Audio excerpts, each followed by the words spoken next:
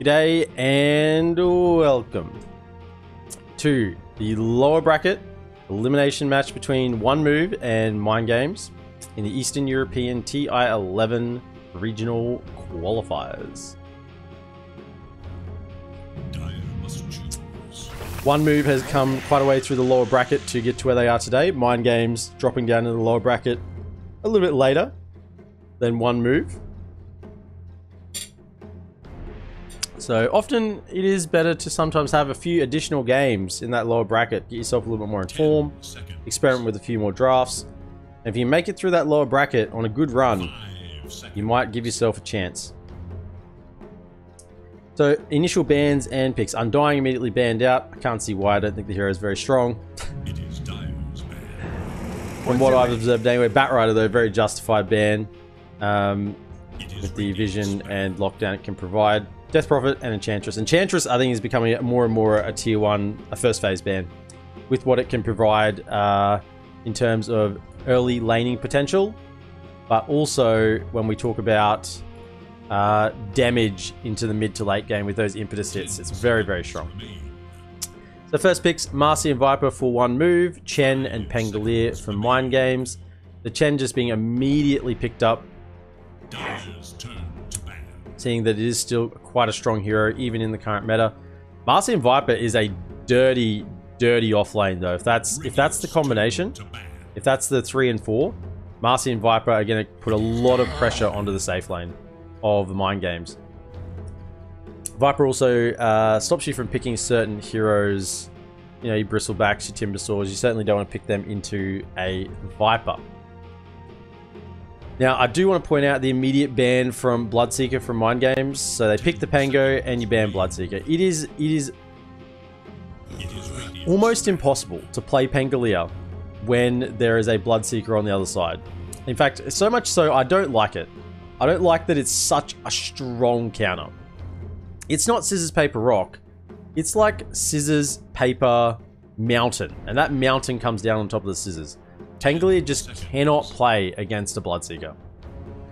So, you're going to pick that Pango, immediately ban the Bloodseeker, don't let it go through. I mean, it could be a support Bloodseeker and it's still going to absolutely ruin your life as a Pangolier. Second phase bans, including also the Quap and the Ember for MindGames. So taking out some pretty strong mid laners, targeting the bans towards that, assuming this Viper is an off lane. OneMove themselves start taking out core heroes, the carries, Terrorblade and the Weaver. Weaver actually picked up by MindGames a few times this series. And also the Dawnbreaker, that healing between the Chen and the Dawnbreaker can really keep one target alive. But also the global potential and splitting up the map that the Dawnbreaker brings. And it's so versatile in how you build. You can have a support Dawnbreaker, you can have a core Dawnbreaker that emphasizes on utility with like halberds, or you can even have a core Dawnbreaker that goes into DPS with Desolators and ACs. G'day, Mystique, welcome to the stream. How are you today? So next round of picks, Hoodwink for OneMove. Actually, haven't really seen the Hoodwink too much in the qualifiers. Yeah, I'm well, thanks, Mystique. Glad to have you here. So, a little bit of overlapping of abilities here from OneMove. Viper and Hoodwink both bringing break effects to the party, which is somewhat unusual when we haven't even seen the heroes from MindGames yet that's going to terribly influence. Like, yeah, you're going to break the lucky shot, but beyond that, what more are you going to do? What more are you going to bring apart from breaking the Pangolier? Now, MindGames can just pick around this now. They don't have to pick something that has passives. I mean, OneMove probably thinking about it as a bit of a preemptive counter, but MindGames has the picks to avoid this. Awesome to see, Mystique. Oh, it's a Luna. And a Visage? Oh my goodness, I'm flabbergasted. So instead of MindGames picking around the break mechanics. They actually just dive headfirst into them. So they pick two heroes, Luna and Visage, that are heavily impacted by a Hoodwink and a Viper. The two break mechanics that they offer, the Nether Toxin plus the ult from Hood breaking on impact. So Luna with the Lunar Blessing and the Glaives, both passives. Visage with the Gravekeeper's Cloak that is pretty much makes the hero like paper. And will immediately get rid of him. Mystique, I am currently casting Dota 2 matches for the Eastern European TI11 qualifiers. So this is a lower bracket quarterfinal between OneMove and MindGames. So yeah, the winner of this will progress to the semi-final lower bracket and have a chance to keep moving through to try and qualify for the international.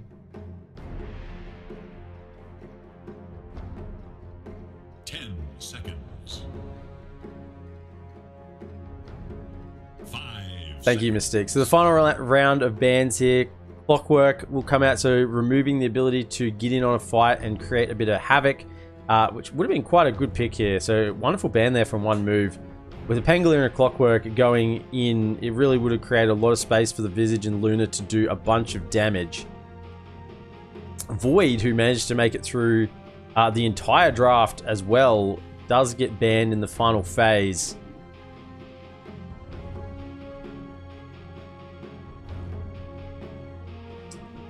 So we're probably assuming that BP3 Pieces hero is picked, so as Dino Zavrik.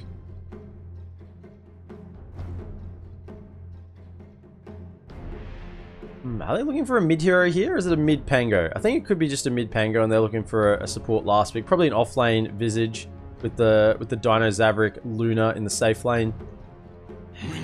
OneMove are looking for a safe laner to final pick, so Void and PA both being taken out from the picture. If we think about heroes that are potentially still left, they will get a last pick, so should get an opportunity to have a think about it. Abba's actually brought out, so the hard dispel saves and snap pick Bristleback. Oh, I like the draft of OneMove. I like the draft of OneMove.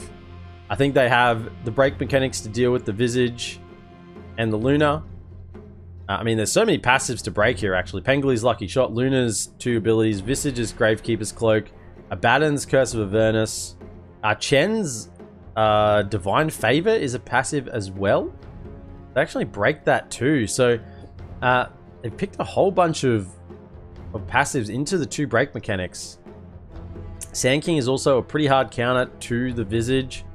And Bristleback on top. So this draft from MindGames wants to move and wants to move quickly. They want to hit towers, they want to get Curse of Avernus up, they get the birds with the Vlads, Lunar Blessing, Pango to punish anyone who tries to defend, Chen to keep them all sustained. This MindGames draft is very, very simple. They are going to run down lanes and kill towers.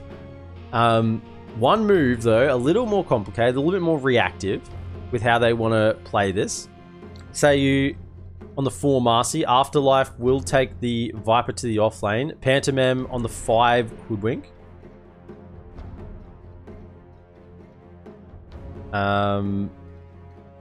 Melagil is actually going to have a mid Sand King, so really prioritizing the Sand King in this game. And then, of course, the safe lane Smiling Knight Bristleback.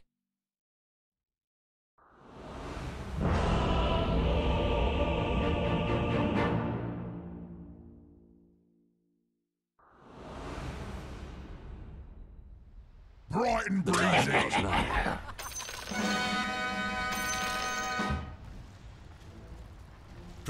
Okay. Quickly do our predictions. Don't really care too much.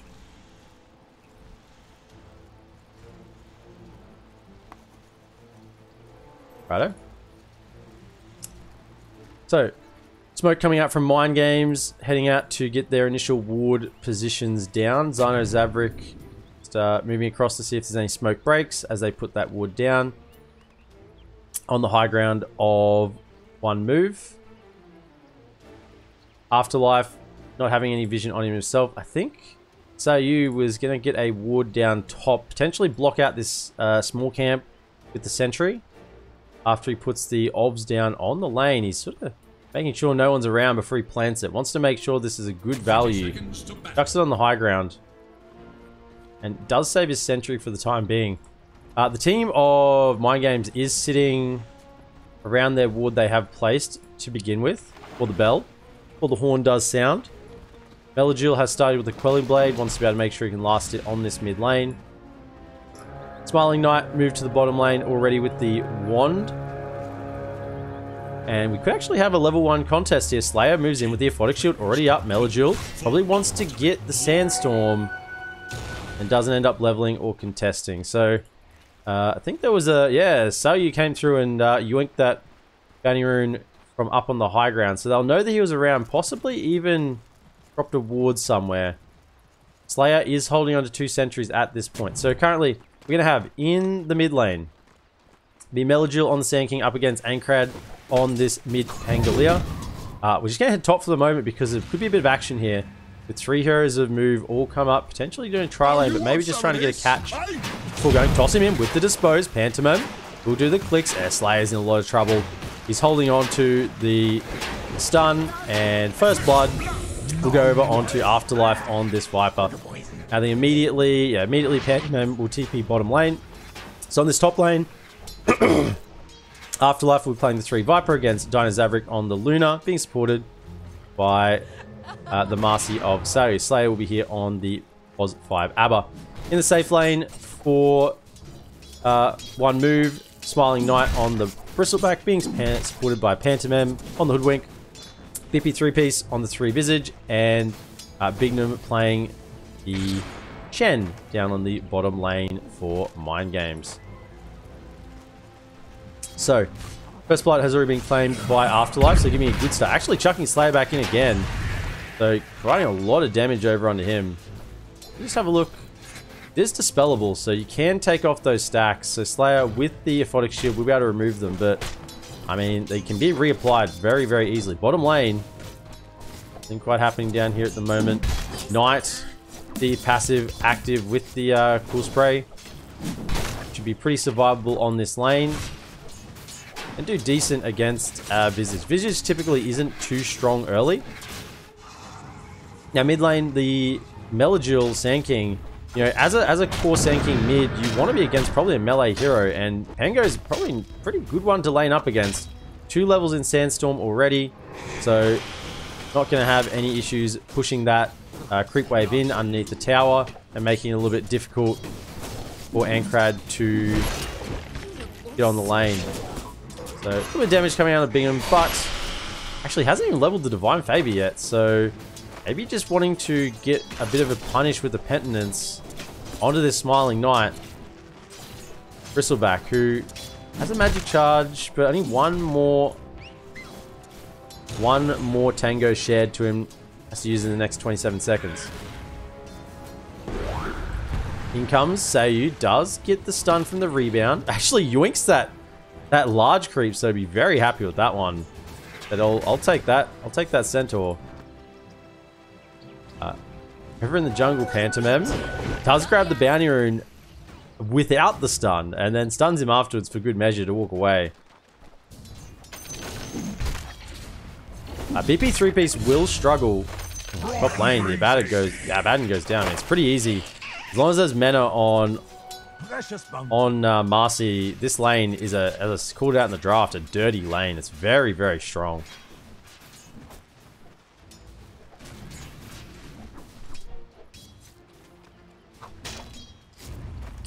Ankrad got the bottle up, looking to get into the Diffusal Blade. Melagil, I don't know where he's going. He's going to block the lane. Wants to get back towards his tower, back in favor for him. Smiling Knight now with the 2 levels in the quills. These actually start to build up if you get a couple on him, but there is an ice armor on BP 3-piece, so this does make a lot of difference. It's +5, plus this slow if anyone's trying to hit you, so really, really effective. Slayer's just going to be sacrificing himself to try and keep Dino Zavrik on the lane here for as long as possible. Just throwing out those mist coils for as long as possible. Sayu does have a couple of mangoes, plus tosses him back in. I think he's in trouble. Slayer, he's saving the aphotic shield for now. We'll just toss it. There's the stun. In comes the next slow. Just one more click, it will be enough. And Slayer will go down again. And Dino Zavrik, gotta be careful not to take too much harass from this Viper as well.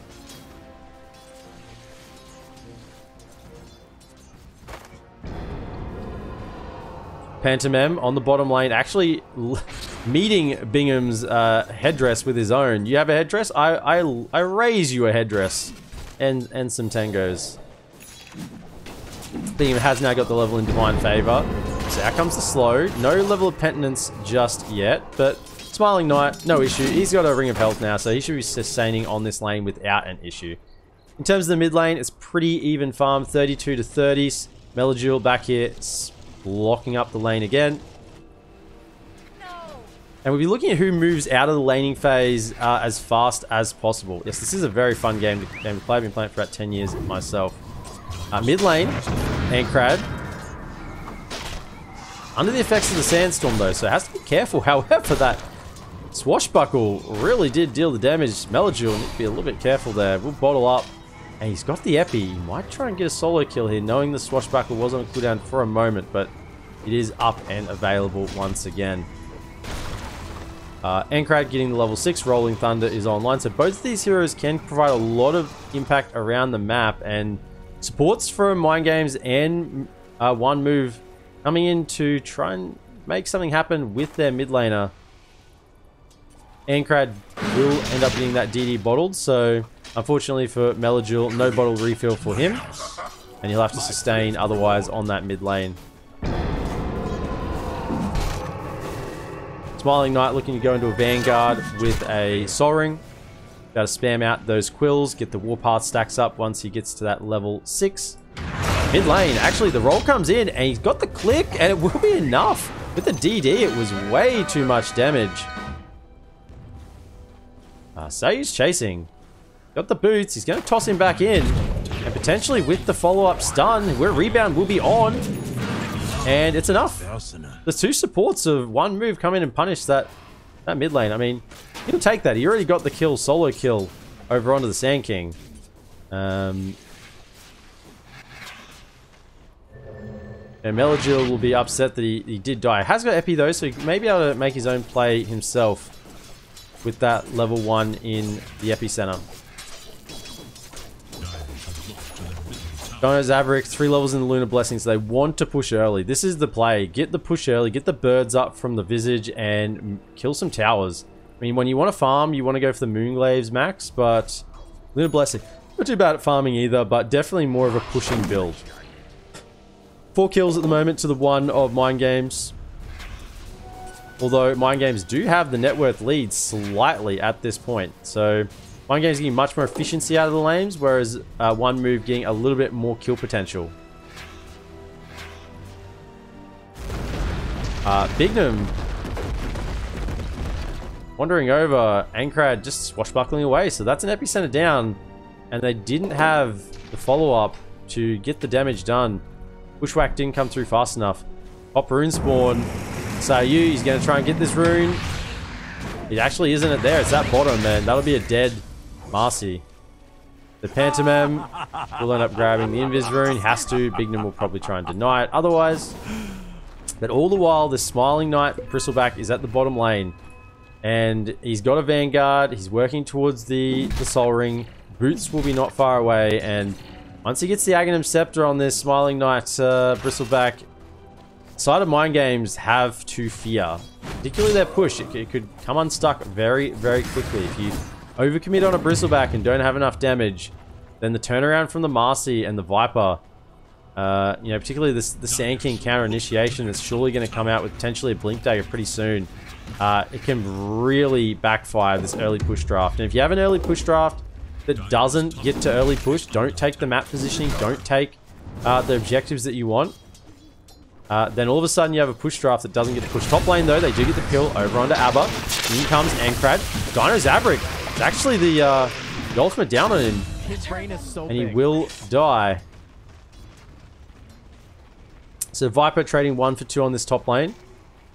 Happy little pos for Marta here, Siam, who's got the XP for all of that and managed to live.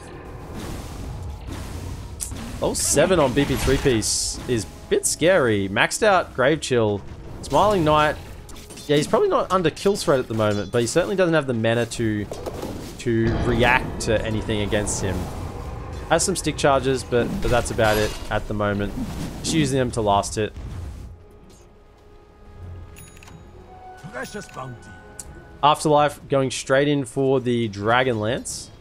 So wanting to be able to be a bit more of a right clicker. Has the poison attack leveled. Good against defending a push if you can get that poison attack out. But also the Nether Toxin chucking it down just to clear the creep waves and push the waves is also a very effective method of dealing with a push trap. Bottom lane, in goes the rebound stun. They've tossed him back in. He has birds available to stun. Resummon. There'll be another 2 seconds of stun here.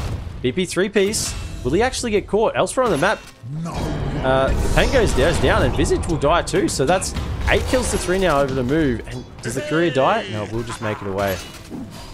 So yeah, in the middle here, was that an epicenter used? Yeah, so epicenter used to get that kill. I think it was a blink reveal over on the Pango, so definitely worth it. Here comes the ultimate. They're actually going to get Slayer here as well. Oh, he misses. Sidesteps from Slayer. Well done. Sharpshooter not quite connecting. That big crossbow. It's hard to aim. They've actually moved Ankred now bottom. He's got the Rolling Thunder. They want to maybe try and get a pick on Smiling Knight. Might welcome them to come in. Diffusal Blade is up, so he's going to run out of mana very quickly. Does have the Soul Ring if needed. Smiling Knight, is he getting support? Is anyone coming to help him? Team, please. He's trying to live for as long as he can, but it won't be enough. And the support just doesn't arrive. Whether they thought he was tanky enough to live through that initiation, or whether they just sacked him when they saw the movement. Either way, the Bristleback, the pos 1 for move will go down. In comes the Blink Stun. Meladrill will connect. Hoodwink follows up with the follow-up stun. Dispose in. It's actually a haste rune on Ankrad, so he can sort of run in and around and won't have any problems surviving.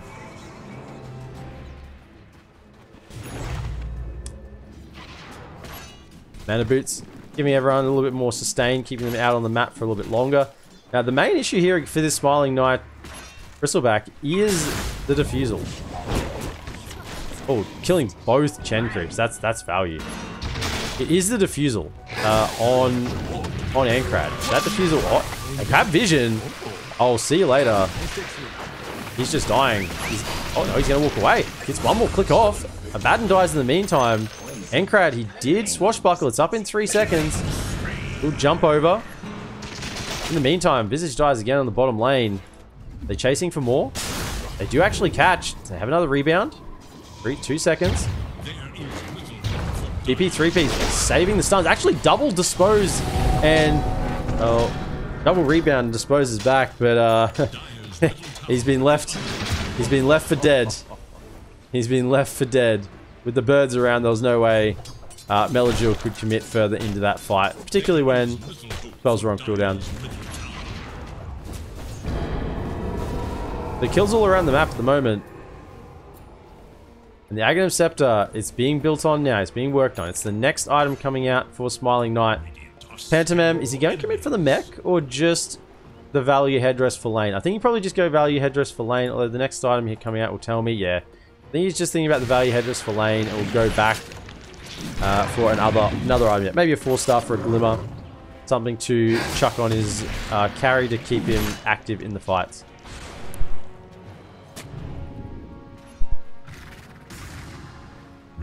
So Sayu will get caught by the Swashbuckle, lose a little bit of mana, but be able to make it away with no issue at all. Think about how this game is going to progress. The mech's available with the Hand of God, I think. They might just push this mid lane. They're hanging around here. No points in Curse of Avernus yet, but the roll is active. Lots and lots of heal available in Bingham right now. And I think they might just group up and push this tower. It would certainly be advantageous if Luna comes over, perhaps with that level 4 Luna Blessing. The longer this mid-1 tower holds for OneMove, the better opportunity they have. It's actually going to be a smoke. They don't go for the push. Instead, it's a smoke looking for a pick-off. 2-man at this point.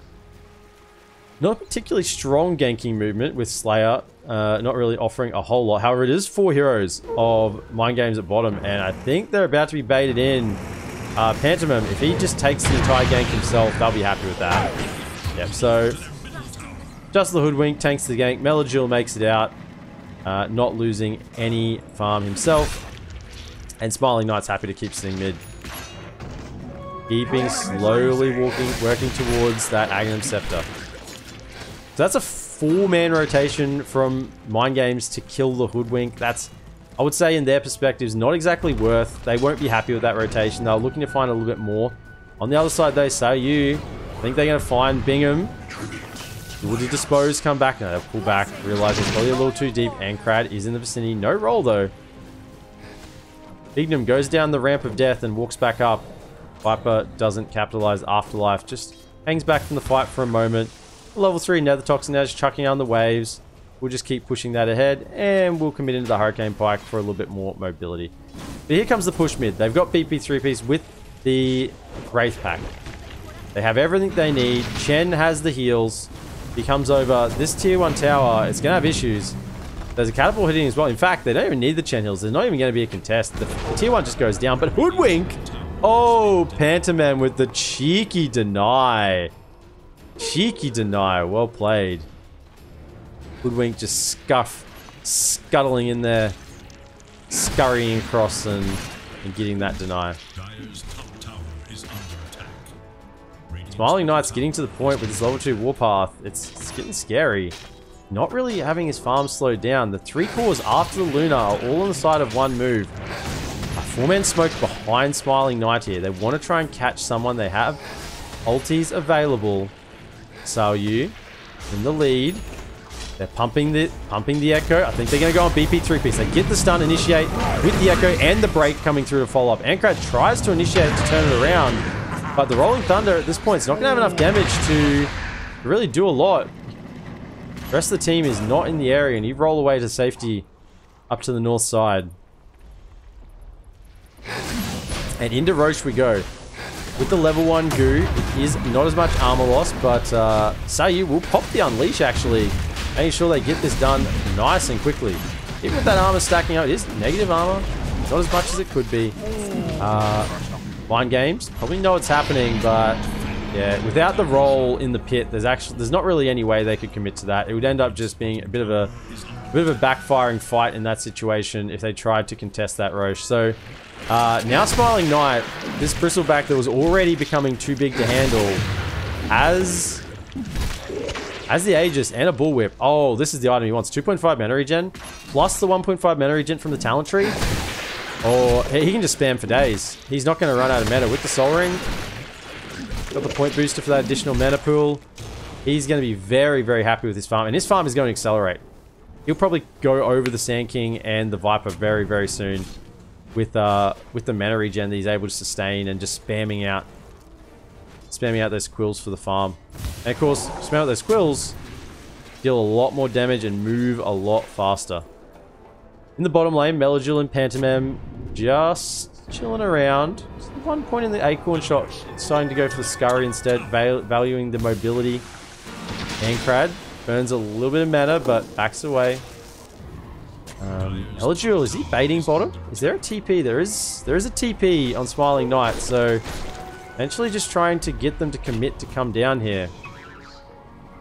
They pinged too. They saw Pantomime's right click then. Tumbler's toy on Melagil's give it a little bit of additional mobility. The trusty shovel is on Pantomime, trying to dig up some bounty runes. Shard is actually active on Melagil as well, realizing how valued it is against the side of MindGames. Particularly with the Chen creeps plus... Oh look, he's going to try and get the Chen creeps. He's going to get quite a few of them. Grab 2. Yeah, Chen's got to rebuild the army, and that certainly hurts as a Chen player, you know. You got to rebuild that army, get them back online, find the creeps that you want. Because, you know, your carry wants to farm those creeps. So finding some more creeps is a bit of an issue. We'll find another Skelly boy, so we'll start spamming out some of those. And this has been Smiling Knight just spamming mana for the last few minutes, and he's still at half mana, so no issue at all with that mana regen. 2.5 minutes still remaining on the Aegis, and a smoke comes out. Epicenter is ready again with the Hoodwink Sharpshooter. And pretty much blow up anyone unless Abba is around. Even the break on the Abaddon isn't to be underestimated, because if you don't manually pop that borrowed time, it will be broken. Stun comes through, just grabbing the creeps. It's actually Ags is available on Smiling Knight. They're going in, trying to fight, taking down the Wraith Pact in the middle. Break over. Oh, there's a break. Break goes on BP3, but he's got no Gravekeepers, but he will turn around with the Soul Assumption. Smiling Knight chasing through an Ankrat. Oh, you're in trouble now. He's stunned up. We'll get the Dispel from Slayer. Slayer popping that ultimate.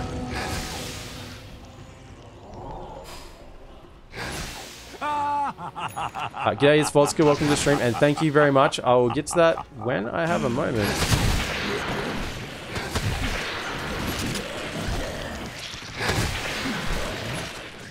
Bactangled 12, if you're around, you could probably change the stream title yourself. Oh, thank God. To OneMove versus MindGames. That'd be fantastic. Change the last part of the title.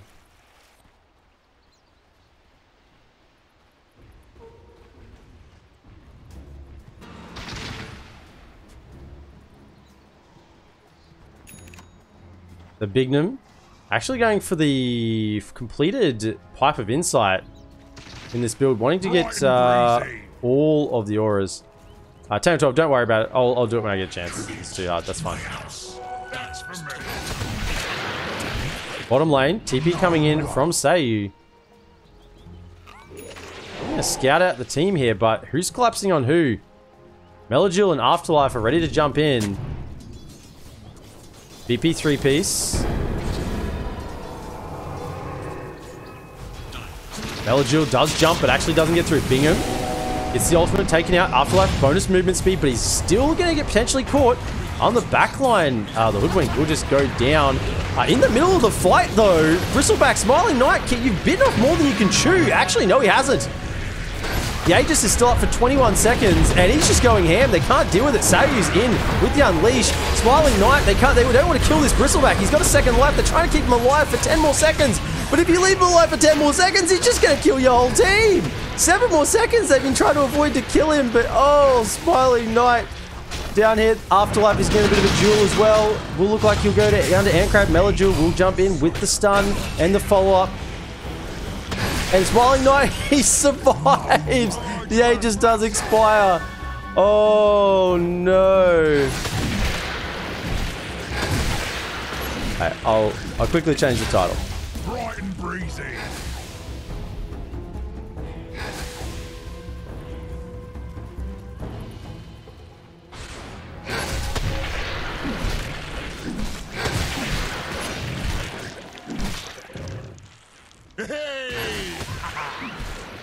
Alright.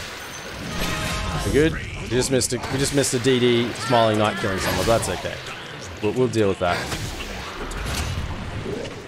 Alright. So, Smiling Knight, in that fight, they knew the Aegis. And you can see the Aegis timer now. They knew it had about 20 seconds left, and they just didn't want to kill him. So they just stopped committing damage over on him. And I think Smiling Knight realized it, because he originally went in, and he sort of turned his back, and he's like, hang on a second. I sort of want to die, and he just went in, and at the same moment, MindGames went, oh, actually, if he just goes in, we can't really kill him. We don't want to kill him. And in the 20 seconds that remained of that Aegis, he just cleaned up the entire team of MindGames. Now, as we spoke about earlier, MindGames is a push lineup. They went for Luna with the Luna Blessing maxed out early. They have the Chen for the heals and the auras pushing. They have the Visage with the Wraith Pact and the Birds to hit. They have the Abba to try and just sustain them along with the Chen. This was a push lineup. Their strategy was to take tier 2s, take tier 2s in quick succession and control the map and then farm from that point onwards. However, OneMove, now that this bristleback has just shoved himself right in the middle of their faces and can't really deal with it. Yeah, still try and persist with the strat. They can't give up on it yet. They are 5k net worth behind now, but they're here with the Lunar Blessing. If you don't know, Lunar Blessing does affect the birds as well, so plus 36 damage on the birds if Luna is around. He's actually out of the aura, so little strat you can do here is get the oh no, that's changed. There's no global Lunar Blessing. It used to be a thing. You get the global Lunar Blessing and affect the birds all around the map, but no longer is that thing. BKB is now ready on Smiling Knight. He's gonna go. AC's not far away. This bristleback has become an absolute monster, and unfortunately for MindGames, where's the break mechanic? How are you killing this guy? I'm gonna give you a tip. There is none. And Luna, he's going for a Silver Edge. They have to do something to kill Bristleback. So he's gonna try and build into a Silver Edge. They see Slayer, blink in, and instantly crunch, pop the ult. Their break will come out, have to manually pop it. Ancrad with the roll, blink initiation. Smiling Knight, he's on the front line. He does want to get a little too much. He's gone forward. They force-stuffed him out of position and they hit him in the front. He's not a Bissell front. He's a Bristleback. Afterlife. BKB tries to TP away and can do it. Seiyu's in all sorts of trouble as well with Ancrad. Another swashbuckle available. He's going to try and drag them as far away from the towers as possible. But eyes on the prize. BP3-piece is already heading down the mid lane. Yeah, Bristleback, you are very tanky. You're very survivable. If you pop your BKB... fresh 9 second. If you aren't facing directly towards the enemy, then yeah, that would have worked.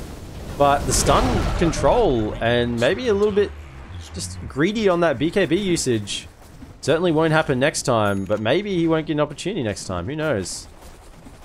Roche respawning in 40 seconds, so it's not going to be early enough. Oh, Phantom. You've been spotted out, although TPs are coming in top. They might try and rotate on this. Say using in the area. Phantom M is just baiting them right now. He's just running them around. Has another scurry in 5 seconds. Actually, out comes the epicenter, catching over onto BP3-piece. Chen with the heals, rebound, stun on top. Will actually drop himself down as a stone, but in comes Bristleback. He's broken. He's broken. The BKB, it's not enough. The Silver Edge! He didn't expect it. 2 fights in a row. Oh no, this Bristleback. He's... First fight he got control stun, never got the BKB off. The second fight he got the BKB, but there was a surprise DD with the Silver Edge. And a Luna dealing 400 damage when you have no Bristleback. Well, you may as well be facing the front. Now you're just facing... Even though you're facing away. It doesn't work. Welcome to the stream, Date Garland. Gonna catch the entire second series today, it looks like. We're still in first game of MindGames versus Move. Going into the Roche pit, and with the auras they have, the Wraith Pack, and the damage from the birds, plus the Lunar Blessing. Oh, Roshan, you never stood a chance. It's gonna be a Shard. Shard is picked up by the Chen. So we have targeting Ancient Creeps. Level 1, 2, or 3 Ancient Creeps will now be available. Interesting Shard pickup. And when there are some other pretty good shards. I mean, maybe they've already been taken. It's just the Luna Shard, but Luna's going to have the farm for the Shard anyway. So it's really between the Abba Shard and the Chen Shard. So that's fair enough. I'm always a supporter of giving the Shard to a support, because the support's not going to have the gold anyway. The Luna will farm a Shard at some point. No issue about that. So give the Shard to the support. Carries, please. Give Shards to supports. Okay, we got the large AoE Sandstorm trying to hold this high ground. Smiling Knight all of a sudden felt like the big bad boss of the map, but now he's forced back into his base, knowing that there is a Silver Edge available. Resummon on the birds. That's pretty big. So bird cooldown 116 seconds. If those birds go down now, there'll be no birds. Right, a bit like a resummon on a lone druid. Certainly not going to get value out of them if they are dead and on cooldown. In comes with the Silver Edge. Moving forward. 3 minutes and 43 still on the Aegis. They see him bottom. Roll in with the blink. We'll turn around with the roll up. And perfect control there from Ancrad. Masterful Pangolier play in that location. So now, can Smiling Knight defend the high ground? They have a Nether Toxin to chuck down. It's pretty strong. Actually catching the birds. The Gravekeeper's Cloak is enough to keep them up, plus the Aphotic Shield. Now, come back to the draft where we were talking about the break and the effect it's going to have in this game. Nether Toxin, you know, it's going to disable Moonglaves and the Lunar Blessing. It will disable the Lucky Shot. It will disable the Curse of Avernus and potentially the Borrowed Time if you don't manually proc it. It will disable the Gravekeeper's Cloak. So, you know, the Nether Toxin is hard to push into for MindGames. Even with the Aegis, if the Nether Toxin is on the ground, it's very hard for him to just walk up and hit a tower. With Bristleback laying down the goo and the Quill Stacks. Melagil going into the Kai will be a 5-man smoke. They're smoking into an Aegis. 2 minutes and 27 left available. They see Luna on the top lane. They want to try and get a pick. Oh, it's an Invis Rune. It's an Invis Rune. He just blinks away. Ancrad completely ruining that smoke out. If it had been anyone else, or even him without the Invis, they probably would have got the catch there. But now, they see they're out of the base. They want to catch him. Smoke. Quickly. Afterlife. You got to move. You got to get back on the high ground. They're coming for you. The roll's going to come through. Actually, no, they're initiating out over this side. Dino Zavrik is looking for Smiling Knight. Rebound in. They've caught BP3 piece. With the break, he can drop himself down if needed be. Roll comes through. Marcy will fall. But Visage goes down as well. Afterlife, he's got to get himself out of there. He's broken. Melagil popping the BKB. And Afterlife is actually on the hunt here with the long attack range. The long arm of Afterlife with this Viper. And now, they're on the move. There's no roll available. Both teams just sort of staring off at each other. Ancrad's actually pretty low on mana as well. Not that many abilities left in the tank. Gem would be really nice to pick up. Bright and breezy. So a Skadi on this Viper. I love to see it. I love Vipers who just double down on the same abilities. It's fantastic. It's like getting a Skadi on a DK. You know, just double up on that ability. And if Afterlife is living in these fights, with the Skadi will help him to do. Oh, it's an Enchanted Quiver as well. It's quite long range. That's how he got that really long range attack off with the Enchanted Quiver. The Skadi will do a lot of work, particularly against people they're trying to heal. Remember, Skadi has that heal reduction. Roll comes through. Melagil with the Haste Rune. He's out of here. He's trying to roll. Which is faster, the Haste Rune or the roll? Ancrad is forced to give up the chase when he just clips the staircase. Melagil, very fortuitous to grab up that Haste Rune there. He will go back to base and just refill. Smiling Knight, his farm has slowed down. Yeah, he was rocketing up the net worth, but since he's grabbed up the BKB after the Aghanim Scepter, hasn't been able to get to the AC just yet. I think Afterlife has to be super careful of positioning himself out in front. He is the reason they can't really push the high ground. This Viper. If Viper dies, then MindGames, I think, just have a free path into the racks. BP 3-piece with an AC of their own, sort of cancelling each other out soon, although not yet up on one move. Bignum, all the aura items, actually grabbed himself some brown boots so he can run a little faster. Pump faking on the Epi, just trying to get a good catch out here. Slayer does have the Holy Locket. And here's the 5-man smoke from MindGames. Where are they planning to go? Of course, they have no more Aegis anymore, so Dino Zavrik can go down. However, he has a Satanic and a BKB, so the chances of that happening are pretty low. Level 20, it's the plus 100 Lucid Beam damage instead of the 2 Moonglaves fight on Lucid Beam. That's questionable. I mean, he hasn't got an Aghanim Scepter.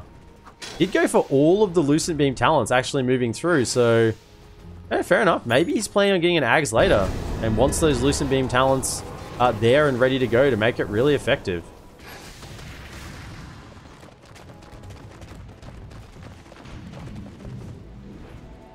Drums, freshly bought, 8 charges. Not going to look towards the Boots of Bearing, but does have the Tranquil Boots ready and available to upgrade when needed, when those drum charges run out. Mystic Staff being queued up for the Hex. So looking to move into the Hex, be able to lock down this Bristleback even a little bit more. Pretty much any target gets Hexed will probably have enough damage coming out from Luna to remove them. Skadi is complete on Afterlife. No buyback, I would think, at this point. Just buyback for a moment. Yeah, no buyback on Afterlife.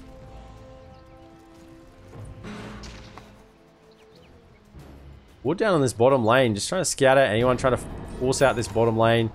The gold lead is actually only 5k to MindGames at the moment, which is pretty remarkable considering they have a Luna and they've been controlling most of the map for that aegis duration. So OneMove has worked miracles actually keeping the farm up and around. Are they actually just baiting Xiaoyu actually on this top lane here? Or they're just giving farm priority. He's got 100 gold for BKB, so he really needs this next lane. Remember, Luna is a timing-based hero. If you don't win with Luna really between, 30 and 40 minutes, you really start to fall off because you farm really quickly. But then once that farm timing is gone, a bit like an alchemist, you lose the ability to continue scaling like a big bad late game core. So got to be careful that they don't let this drag out a little too long. The side of OneMove will scale more effectively than MindGames, particularly the Marcy. The supports. And the Marcy is going to scale quite well. He's going to get BKB and a Basher, so this Marcy is going to turn into a bit of a core later on with the phase boots and the Orb of Crozen. Roshan can spawn in 46 seconds, so this is the next big objective. BKB's ready on Xiaoyu. Smiling Knight has an Elven Tunic plus the AC completed now, so he'll be hitting very hard, very fast, but AC's on both teams to cancel each other out. And we know that BP3 piece is probably going to be in the middle of the fight. Look at the aura on that AC, it's quite large. So Aura Gaming right now, if you look at the amount of auras, look at the amount of auras on these heroes. My goodness, there's so many auras. What if I click in the middle of this team? Yeah, not as many. It's only the 2 auras at the moment for the side of OneMove. Smoke on smoke, 1 smoke at the moment, and there's the counter smoke from MindGames. So Roche spawning in immediately now. 1 second, it's coming up. The big boy's back in town. Xiaoyu looking to break a smoke on the high ground and get in there with the BKB. They'll see Ankrad. Into the Roche pit they'll go. Swashbuckle out just to scare him on the ramp. One bird actually might die here. Yeah, one bird dies. The resummon comes out. That's actually very significant. Keeping the stacks fully up. 20 health regen instead of the quill stack damage. Ankrad pump faking it. Will go in with the roll. Viper gets caught on the front line. Does have a 4-star to try and get out, but never gets the opportunity to get the BKB off. He just dies. He does have a buyback if they want to contest this, and he will immediately buy back in. BP3 piece is in the middle of the fight. Luna trying to get a Smiling Knight with the quill stacks. Want to try and start building him up with the Q. Start slowing him down. Slayer can dispel them off, so does try and get in vision into the pit with the Hoodwink. Epicenter comes through onto 4. It's a big one. Melju with the BKB, and that's the go time. Dino's Average pops the BKB with the Satanic as well. Actually holding the Satanic still. Smiling Knight, he's trying to do the physical damage, but he can't stand up against secondary 3-man Fire Strike coming in with the Sandstorm still on top. Smiling Knight, now the Goose are stacking up. He turns around, the break is applied. On the side though, Afterlife is going to work with the poison attacks and the Eye of Skadi. Luna buys back into the fight. So does Sand King. They took a momentary fight. Afterlife, he can't be caught again. The other 2-man Fire Strike. They've got the Nether Toxin on top, plus the Sandstorm. Buyback from Visage in. This time though, no buyback from the Sand King available. In comes Ankrad with the roll up on the high ground. And it looks like MindGames with the buybacks have secured this fight. And Viper will go down. The Aegis, the cheese, and the refresher will be theirs. And the lone survivor walking away. Smiling Knight.